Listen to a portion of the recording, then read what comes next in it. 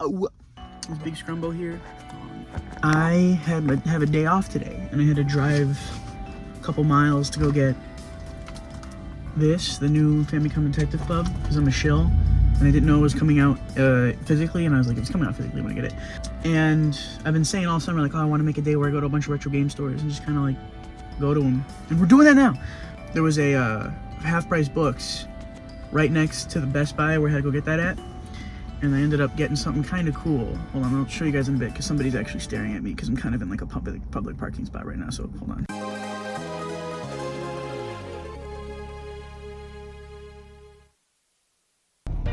Hello, everybody. This is Big Scrumbo here. And I have the day off. I had to go, like, I had to drive like something like almost 20 miles because I wanted to get the new Famicom Detective Club game. I figured since I was in the area, I'd check out a couple local game stores because, you know what, why not? That sounds fun. Here I am. I'm heading to a game store over in Berwyn. I don't know if I've been to this one yet. It looks really promising. I'm not really looking for anything, but you know, I guess we'll see, right?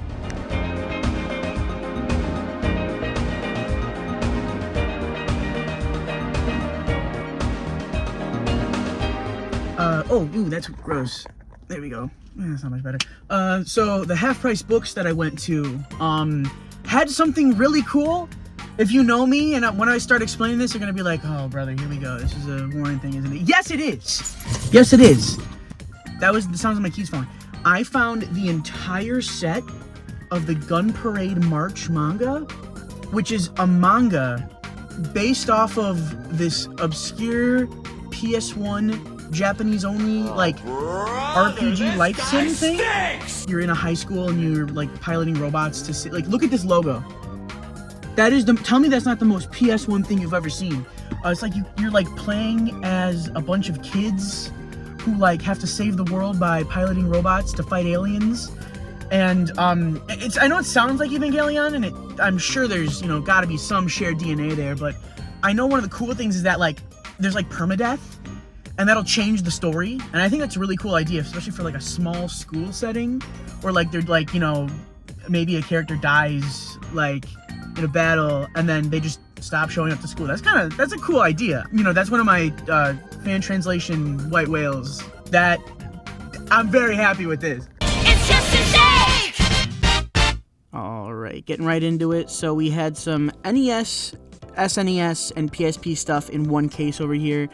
They made very good use of all the space they had. They did not waste a single inch. So, you know, you see some UMD stuff, just loose UMDs. They have Super Bad on UMD over here, which I forgot they did that for the PSP. That's super funny. More PSP stuff. A lot of stuff that you'd, you know, see at a bunch of other stores with some more deep cuts. You can see over on the side here, we're gonna have an Adol jump scare. Ah, there he is. Hi, Adol. You know, a bunch of cool stuff there. They were also a TCG focused store, so, you know, they had these vending machines in back with, like, candy and also, like, Pokemon card packs. So that was a really cool way to, you know, make use of some maybe bulk product you have. And one of these days I'll get it. It was a lot of my price range, but point blank with the light gun, oh man, I want one of those so bad. Then we get over to some more Nintendo portables.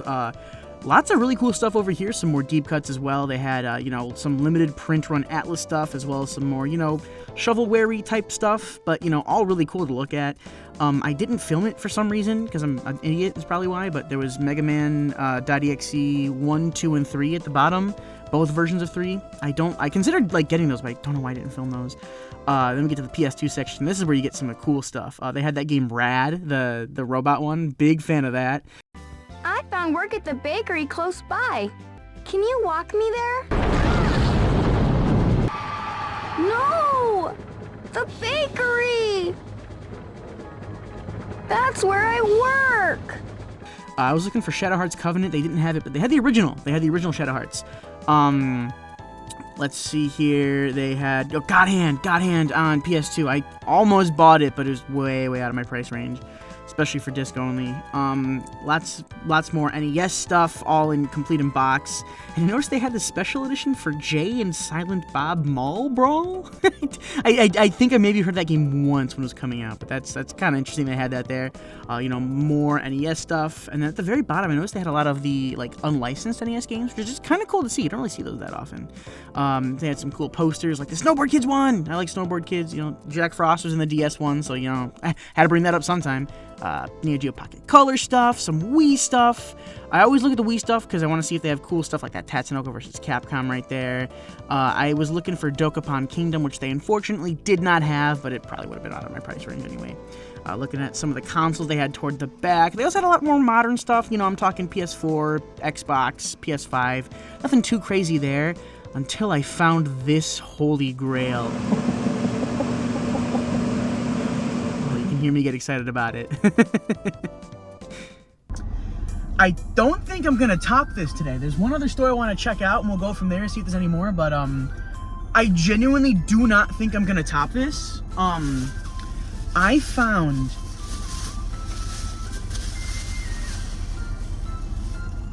the Dreamcast fishing controller, and the best part is I just went in here on a whim.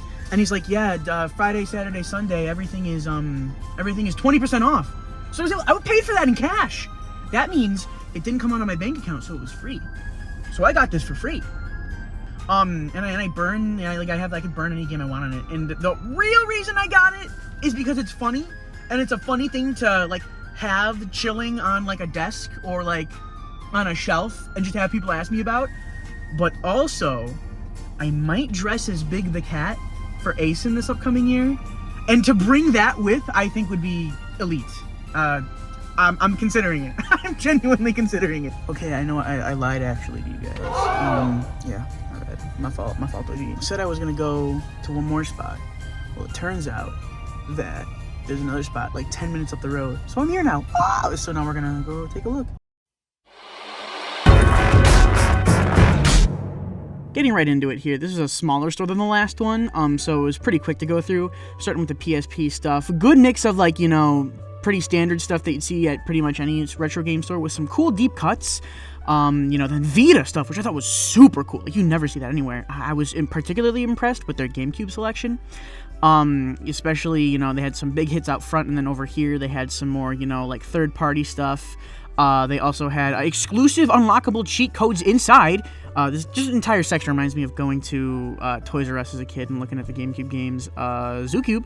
RPG Maker for PS1. I didn't even know this existed. It's kind of cool to see. It was a little expensive, but it would be a cool thing to own. And then Digimon World 1 and 2. I really wanted to buy the first one, but for a repro case, I didn't really want to spend that much. Resident Evil, Code Veronica. I kind of hate Code Veronica, but it's cool to see. And Zombie Revenge, bro, this game rocks. If you haven't played this game, check it out. It's one of my favorite Dreamcast games. And then Sega Marine Fishing, which was kind of cool. I wish I bought it in retrospect. And then I found a really, really expensive copy of Sega Bass Fishing 2.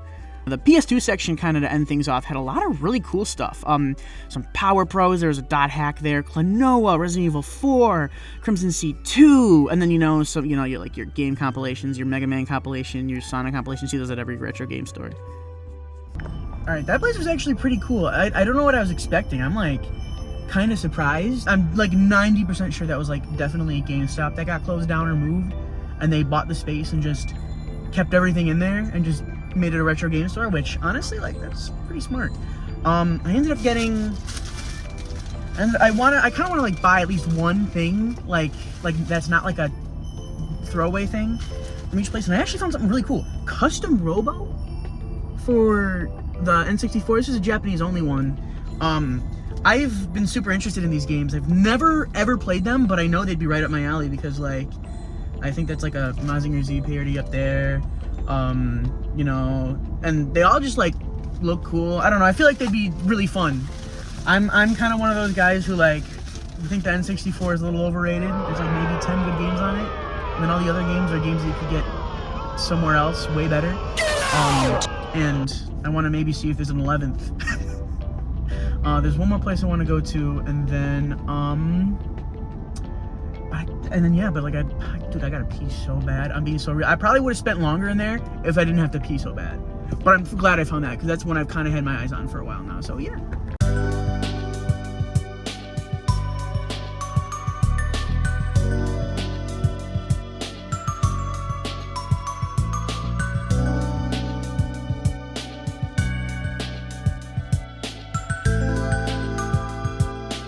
Alright, last stop of the day. Looking at the sealed games over here. Nothing too crazy. Bayonetta 2 was kind of cool. They also had a ton of back issues of Nintendo Power, which were super, super interesting. Not the ones I'm particularly looking for, but still really cool to see. In the case, they had a whole bunch of really cool stuff. We'll kind of take a look at this. Especially that first issue of Nintendo Power sealed was really sick. Getting over to the racks, a lot of shovelware over here. All the super, really cool stuff to note was all in the case up front. But, you know, still cool to see. Getting over the PS1 stuff, a lot of stuff you kind of expect, lots of sports games, but I did see this out in the corner of my eye. I saw this and I was like, oh man, this, especially with seeing that point blank earlier, I was like, I might have to. You know, more stuff that you tend to see in these kinds of stores. One thing that I did see that was really cool were demo discs. You don't really see those that often. It might be a cool thing to have maybe one of these days, especially if they had like the actual like packaging. But you know, other than that, standard stuff. You know, Dreamcast selection, nothing too crazy. I wish I got those fishing games though, or at least one of them. You know, some more modern stuff. I was looking at the Wii section. I knew I wasn't gonna find any like, you know, Dokapon or Tatsunoko or anything else like that. But it was kind of cool to see some of these games because, you know, I kind of grew up on some of these. I'm now noticing there was a Godfather game for the Wii. I wonder who they were trying to market that toward. But, you know, like I remember playing some of these as a kid, like the Lego games and all that. And then I found this really cool game. I just really like the art, and maybe you might check it out someday. Just very cool looking, very weird looking. And then the last little bit of the, you know, cabin over here, they had some sealed stuff, Saturn stuff, GameCube stuff, more like a more rare Wii games. And then up here, the PS2 stuff. I dare not check the prices because like Silent Hill 2, Breath of the Rapper 2, it was actually pretty cool to see. So today, kind of, there's like I guess a common theme with everything that I took a look at. Check this out. Boom. The freaking Namco GunCon, dude. I'm a big fan of how they recreated like the original like Time Crisis box with like the guy who I assume owns the place on there. I don't own a tube TV, nor do I have plans on getting one, but the GunCon has a special place in my heart because I actually, for my capstone project, I studied game design, for those who may not know. For my capstone project, I created a game that you control entirely with a light gun called Shoot First, Ask Questions Later.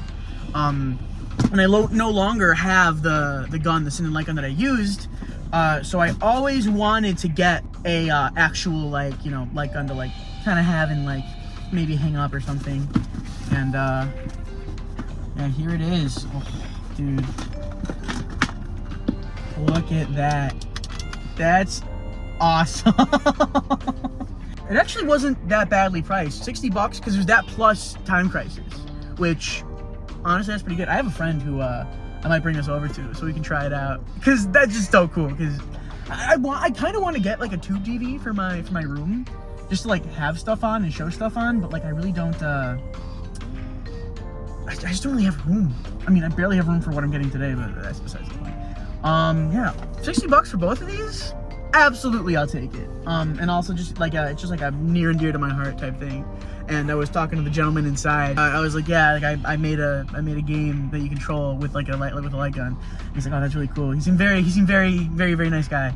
And I assume that's the guy on the box, and they put him in a wig to make him look like the Time Crisis box, which props to that guy. That guy seems very cool. All right, now I'm gonna go home and figure out what I'm gonna do with all this.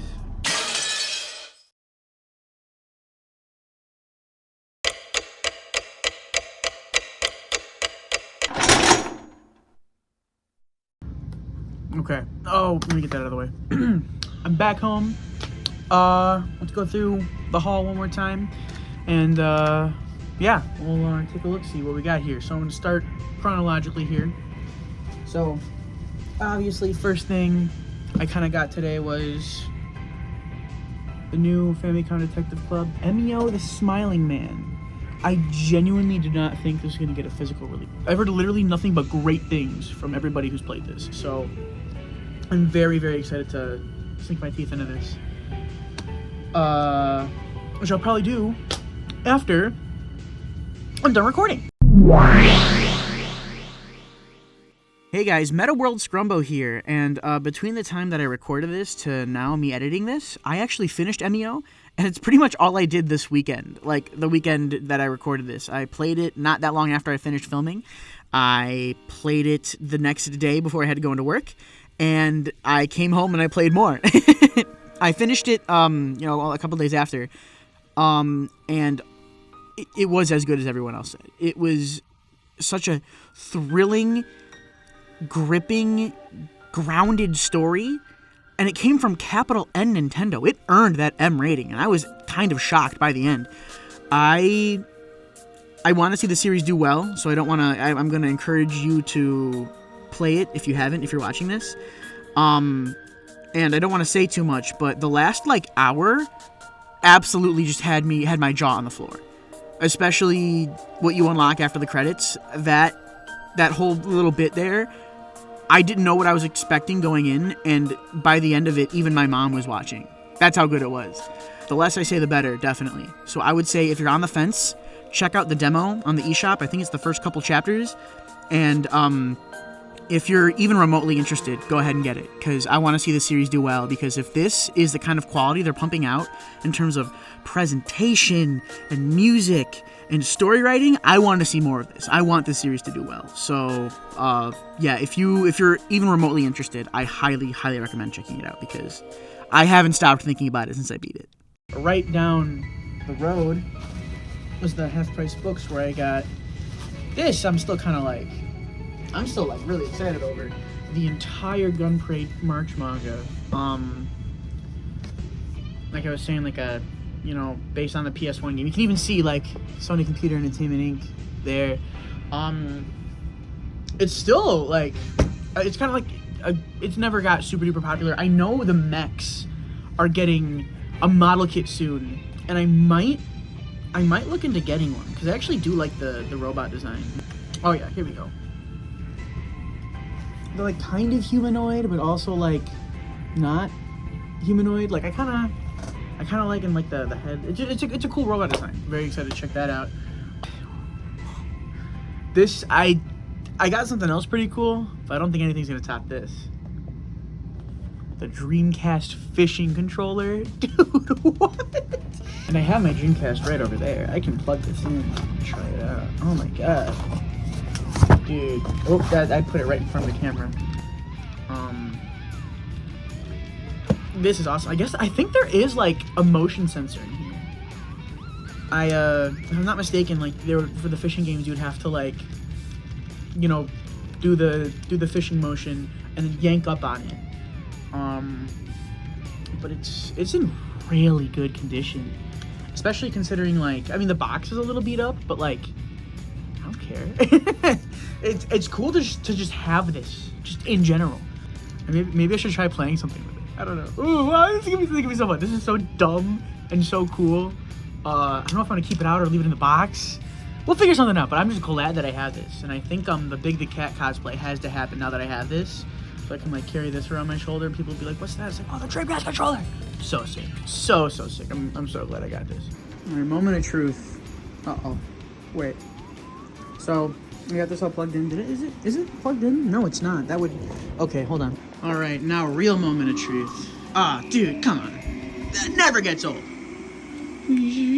Oh, other way, sorry. Is it gonna load right in, or is it gonna... Ooh.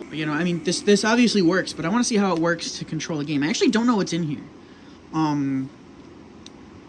Ignore the...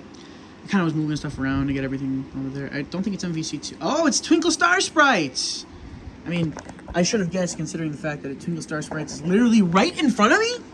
I like the feel of this thing. Your index finger just naturally goes there, and then this would be really hard to capture footage of using one hand. We got the goat right here. Let me see if I can actually play it with this. All right, switching up my grip a bit here. Let's give it a shot. Yeah, whatever. All right, here we go. Ready? Let's try that. Oh yeah, there we go. And that kind of works. I unfortunately have received news though that this does not work for the Big the Cat stages. I don't know if I mentioned that or not. It's been a second since this is... Honestly, if I weren't playing this with one hand, I could totally clutch this. Honestly, I'm probably making it seem like it's worse to play with this than it is. What if I tried this? Can you guys see okay? There we go. Oh, look, I just sent out a boss. Absolutely. Oh yeah, this is doable. If you can use both of your hands like intended, absolutely. Oh, absolutely, this is usable. I'm looking at the back of the box here. So it's kind of just tells you everything you need to know. You know, they have like the buttons, analog stick for the ultimate control. The vibration module built in, and then a motion sensor, like I was saying. Move the controller and the in-game rod reacts. It's as close as you can get to the real thing without getting wet. Now you have no excuse for the one that got away. But I got this from Timeless Entertainment over in Berlin. And everybody in there was super helpful. They probably had the biggest selection out of all the places I went to today. And when I went to go buy this, the guy seemed really intrigued and excited for me. He was like, "What games are you buying for? Like, what games are you playing with the fishing controller?" And I'm like, "Oh, I mean, I can just burn whatever I want, man." And he gave me a fist bump. He's like, "Yeah, man, go for it." He just thought it was really cool that somebody was buying something silly like this. And I think that shows when you have fun with your job, even if it's I'm sure working at a game store, you probably don't. I mean, not to make assumptions about anything, but I know they operate on like very thin margins. So you do something like that because you love it, not because you're raking in the big bucks. So when you can tell that somebody really loves what they do, it just makes the experience better. And there was also a couple there that I thought was really funny because they were looking for Mary Kate and Ashley GBA games. They bought the Game Boy Color games. They bought all 3 that they had because I guess they were like arguing with their kids. Like they were an older couple, like my parents' age, and they were like, "Oh, our kids are like, my kids said they used to have these games, but they're arguing about which one it used to be." And they're like, and they just like, "We'll just buy them all." It was like really funny. I think they're gonna like get it as like a gag gift, which is hysterical. I love that. They seem like a very nice couple. Like they're just like the most lively store. Everyone just seemed very nice there. So just a very cool environment, very fun environment. Everybody was nice and courteous. And dude, that 20% off made I probably wouldn't have gotten this if this wasn't 20% off. So hey, you know what? We take those. So yeah, highly recommend. I mean, it's not like I'm not reviewing or ranking these stores, but like definitely if you're ever in the area, like give them a look. It's very unassuming, but it's like a very, very nice store, and they have like a lot of really cool stuff there. And that's the cool thing, like they meet or beat my expected prices for pretty much everything. Like if I looked at something, I'm like, it's probably gonna be about that much, and it pretty much usually was. There wasn't anything that was super, super egregiously expensive, except for like but like it's stuff that's always egregiously expensive. Like there's like, I think they had Lunar, like a complete in-box Lunar for Sega Saturn. And like, yeah, that's gonna be like $500-$600, and it was $500-$600. But they had, for the import Mega Man Battle Networks, those were really good prices for those. So the second place I went to was this place called Back in the Game or Back to the Game. Back in the Game. Oh, that's a really long receipt. I'm not reading all that. I got Custom Robo N64. I don't think it's that much of a stretch to say that I'm a big fan of anything with giant robots in it. And this is a Nintendo, this is like a first party series too, and nobody really talks about. I know there was one on the GameCube and there was this one. We never got this one over here. As you can see, like it's like Japanese. I'm very curious to give this game a shot. I think there's an English translation somewhere, and I kind of want to see if I can like maybe get this working on an NTSC console. I think, if I'm not mistaken, you can unscrew the back and just pop on the back plate from an NTSC game, and it'll go in. I won't be able to read it, but I think it would just be cool to like have on my computer. On my TV. And also, I've always had a passing interest in this series, and I always say to myself, like, I should play those games, and I think I want to change that now. Yeah, the gentleman who was in there was very helpful. I wasn't in there for long because I had to pee really, really, really bad. I got some... They did have a pretty cool selection. I liked their GameCube. They had a lot of really cool GameCube stuff. It was about the size of an average GameStop without all like the, you know, just random garbage like Funko Pops and stuff. A lot of these stores did have some sort of Funko Pop deal or whatever they were doing, which isn't for me. But honestly, if that's what pays the bills, that's what pays the bills. Like I'm not gonna hold that against them. But yeah, that was a very cool place, and I would love to go to one of the other locations they have, because the gentleman in there was explaining to some of the other people that were in there that like they only had so much of a selection, but there's a bigger store somewhere that like all their stuff goes to. So I'd like to figure out where they are. And another thing I should have got, I didn't want to get a picture of it because there was a guy there. I didn't want to like take a video of it or anything. But I think if you got straight A's and you brought in your report card, they'd give you a free used game, which I think is awesome. Which genuinely, like, I'm sure there's like some sort of caveat to it, like it has to be under a certain dollar amount. But I love that, absolutely. I love that. That totally would have worked on me if I was younger. But yeah, no, great place. Definitely will be going back if I'm ever in the area. And then last, but certainly get out of here. Certainly not least, the Gun Con. I was looking for like, I could have sworn there was like a box art where there's like a blonde kid with that expression holding the Gun Con. I feel like I know that this exists, but I can't find it anywhere. So here's the game. They put it was loose. It was, you know, they said on the box that it was loose, but this isn't like really what I like, you know, I'm not really here for that. This. Yeah, the Gun Con. So, I've mentioned it before, I worked on a game that used the Sinden. I just love, like, guns and games like that, you know. Just kind of cool to have. I think I'm gonna mount it on my wall. There's a spot right up there next to, hold on.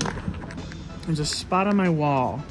You can kind of see it right there, where I kind of think it would be cool to mount that, because that's where the marquee for my game is.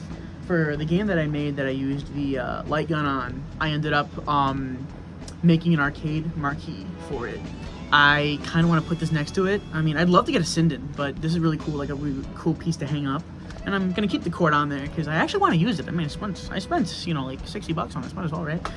And it's really refreshing to go to a bunch of local places and support them, especially because I went to a retro game store that left a really weird taste in my mouth, kind of like farther out in Illinois, in Champaign. Hold on. All right, check this out. So I bought this. This is one of the Twin Bee games for the Famicom Disk System. I just think it's really cool to own a Famicom Disk System game. Like it even has like the system like warning on the back. I don't know. I think this is super cool. And I got this at this place in Champaign. I went down there, took a day trip down there with some friends to do a couple things up there. And they had the store, and everything in there was more like a tick. Like if this is like what you would pay for it online if you were to get it, it was like one tick up. I would say it was either like, yes, if I go to price charting, it will be exactly this price, and I'll be okay, sure, or it would be $40 to $50 more, give or take, maybe like $25 to $50 more. And there was a bunch of really cool stuff there, but a lot of it was out of my budget. But I didn't want to leave without getting anything. And I was looking around, and I was talking to the gentleman who ran the store, and he seemed pretty cool. But he kind of like implied that if somebody were to enter the store with the intention of opening a sealed game, he wouldn't sell it to them, which is a little odd to me, because like some people just want to like play these games, man. But I don't know, I feel like if you're selling product at a store where the entire like medium that you're selling things for is meant to be open and played, and just saying like you're not gonna sell that to someone because they want to play a game is kind of crazy. Like, I get it, it's a lot of money and you lose a lot of value if you were to open like a sealed copy of like Pokemon Blue or whatever. That's like you break that plastic seal and it loses $17 jillion or whatever. But also, I think I've opened a lot of stuff that probably should stay sealed. The cost does not outweigh how happy it makes me. And I feel like if I would be happier playing a game than just putting it on a shelf, then I should, play it instead of putting it on a shelf. See, I'm choosing to put this on a shelf because it's a cool thing to look at, because it's like, whoa, like, that's a Famicom Disk System. Oh, and then here's the other thing. So there was a case. They had a case up front, where this was in that case, and I was kind of like, we were in there for like a good hour because the store wasn't big, but there was a lot, and we were just kind of taking it all in, and I was really excited. I was like, oh my gosh, look at this game! They have this game, they have that game, and we get up to the front, and they have a whole, you know, like 3 tiers to it, and that's where a lot of the import stuff was, and I assume it was like maybe the more, you know, expensive import stuff. And there was a bunch of boxes on the top of the glass case, so I couldn't see that top row. I could see the bottom 2 rows, but not the top row. And the guy comes over, and he's like, "Oh, is there anything I can help you with?" And I was like, "Oh, you know, I'm kind of just looking. I'm kind of just, you know, browsing." And I figured that would, like, I didn't want to ask him to move whatever was on top, because, like, I don't know, that just feels rude. But I was, you know, like, trying to, like, maybe hint that I wanted to take a look at the top, and then he's like, "Okay," and then just walks away, and I was like, and like, while he was still there, he was like watching me and like a bunch of the other people that were there, like trying to like figure out what's on top. I was like, "Oh, I think I see Donkey Kong Country, like a Japanese copy of Donkey Kong Country there. I can't quite tell." And like I said that out loud, like enough for him to hear it, and I hope he would be like, "Oh, let me move these so you can see the wares that I want you to buy because I'm running a shop." You know, he just walked away, which was like, okay. So I kind of floated because I had my eye on this, and I was like, "That's really cool." The gentleman was helping out somebody else who was purchasing some stuff. That guy bought I think he bought Chibi Robo. It was really cool. That guy was, I don't know, dude seemed just as excited about all the stuff they had there as I was. Get up front, and I'm kind of just browsing them again. And the guy walks over and he goes, "All right, man, you've been at this case like 5 times. What can I get for you?" And I'm like, "I'm sorry? Am I not allowed to browse at the store that you sell things at?" Like, that just made me a little angry. Is it wrong for me to be shopping? I wish I said something, but I was like, yeah, could I get the twin? I about push over. I was like, "Yeah, could I just get that?" And he was like, "Okay," and he rang me out. He said something else that I kind of felt like was a jab. I'm like, "Yeah, you guys have a great selection here. I saw a bunch of really cool stuff." And he's like, "Yeah, I heard you." And I was like, was I being loud? I mean, I'm not a very quiet person, so the chances are I was being a little loud. But I was like, okay, but I also overthink, so I definitely, that could have not been the case, and would have been, I'm just me overthinking. But the experience there was just like, the guy was just like, just between the way he spoke to me when I came up, was just when I was browsing, the way that he implied that he wouldn't sell something to somebody if they wanted to play a game they bought at a game store where you buy games. Something sealed. That's a little crazy. And just that little bit at the end, I was like, that kind of weirded me out a little bit. So not to go to a bunch of these places where everybody is super nice is really great. So yeah, that was my little Scrumbo's big day out. I'm gonna be real with you. I just thought it would be fun to record this and highlight a couple cool stores in the area and just show the kinds of silly things that I spend my money on. I got my tips were really nice this week and the week before and the week after, and I figured I'd treat myself a little bit. I wanted to do this forever, and I've been good with my savings recently, so I splurged just a little bit on some cool stuff that I wanted for a while. Don't expect content like this that often, at least content of this genre. I'm only doing this because I kind of wanted to make a day out of what I did, and I did. So let's just say, fans of the Scrumbo Studios projects, particularly ones that have to do with this, you guys are in for a little treat, because I have a lot of stories about developing a game for a light gun and how that went. Very formative experience, learned so much. I guess I haven't really edited a video in a while. This is an excuse to shake off the rust, I guess. So, yeah. Thanks, guys. Thank you for listening to me talk about stupid stuff in my car.